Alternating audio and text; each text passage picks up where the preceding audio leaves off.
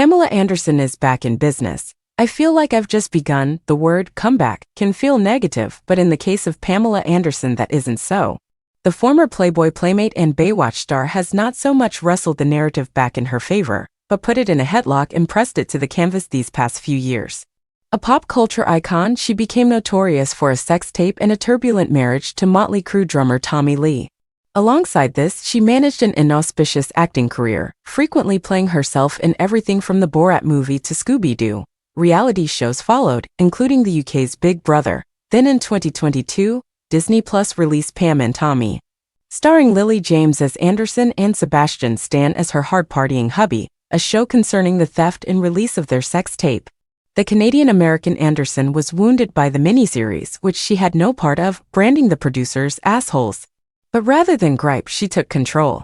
A book, Love, Pamela, a memoir, was released in early 2023 alongside Netflix documentary Pamela, a love story, co-produced by her own son Brandon Thomas Lee, after a run on Broadway in Chicago, playing leading lady Roxy Hart. Anderson is now back on screen with the role of a lifetime. The Last Showgirl casts her as Shelley, performer in a long-running Las Vegas show called The Razzle Dazzle that is set to be shut down.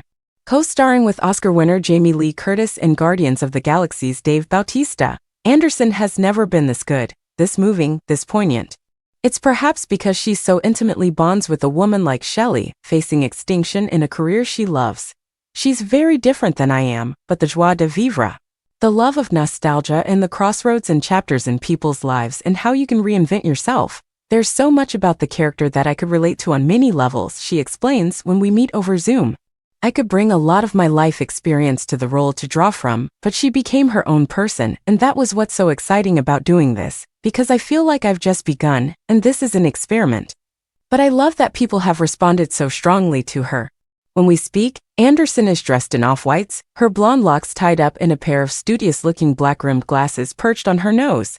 Behind her is a grand-looking glass conservatory, a major centerpiece of the beautiful-looking property she owns in the harbor town of Ladysmith, Vancouver Island, where she grew up. Joining her on the call is her director Gia Coppola, the granddaughter of the Godfather legend Francis Ford Coppola, whose cat is currently screaming uncontrollably in the background.